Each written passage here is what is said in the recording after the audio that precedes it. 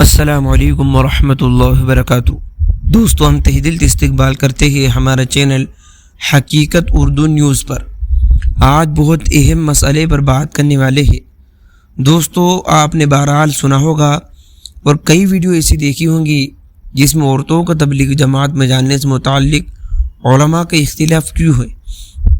دوستو اور عزیز ساتھیوں، اس فتوے میں ہم بات کرنے والے ہیں دارالعلوم دیوبند کی طرف سے ایک فتویٰ جاری کیا گیا ہے۔ اس میں کیا بات کہی گئی ہے وہ آپ بھی اپنی اسکرین پر دیکھیے۔ سوال: آپ ہی کی ویب سائٹ پر آپ کے دارالافتاء مفتی انعام الحق صاحب قاسمی نے سفر کے مسائل جلد از کتاب میں عورت کا تبلیغی جماعت میں جانا جائز بتایا ہے، اور بہت سارے دارالعلوم مستورات کی جماعت کے قائل ہیں، جس میں دارالعلوم کراچی بھی ہے۔ تو یہ اختلاف کیوں ہے؟ کیا مستورات کی جماعت کے قائل فتوے کو ماننے کی گنجائش ہے؟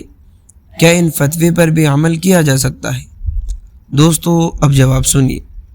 مفتی محمد انعام الحسن حق صاحب قاسمی کی کتاب سفر مسائل کا انسا کا ابتدا درج ذیل عورتوں کے لیے تبلیغی سفر کرنا۔ عورتوں کے لیے گھر میں رہنے میں عافیت ہے، اور علاقے میں کسی گھر میں جمع ہو کر کسی عالم دین کو بلا کر دین کا علم حاصل کرنا سنت کے مطابق ہے، اور اگر کسی کی حق تلفی نہ ہو، بچوں کی پرورش دیکھ بھال میں خلل نہ ہو، تو درد مقام پر محرم یا شوہر کے ساتھ شریعت کی حدود کی پابندی کرتے ہوئے جانے کی گنجائش ہے، لیکن اس کو مستقل عادت بنا لینا خطرات سے خالی نہیں۔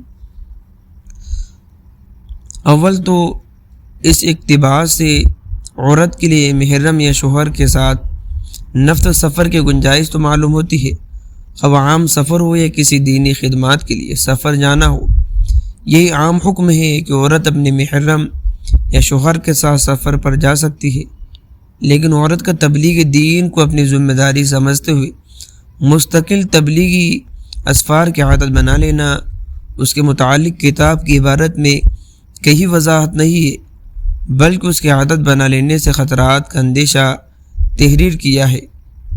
دوم یہ کہ ایک ہی نفس کا مسئلہ کا بیان اور ایک ہی اس فتوے کا دینا، دونوں میں فرق ہے۔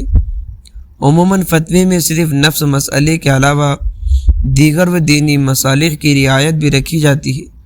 اس کے مطابق جواز عدم جواز کو حکم لگایا جاتا ہے۔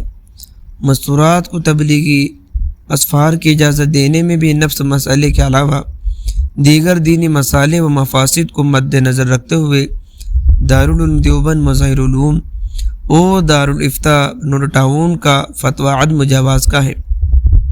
تو دوستو، یہ تھا وہ فتویٰ جو دارالعلوم دیوبند کی طرف سے آپ کے سامنے پیش کیا۔ ملتے ہیں نیکسٹ ویڈیو میں۔ السلام علیکم۔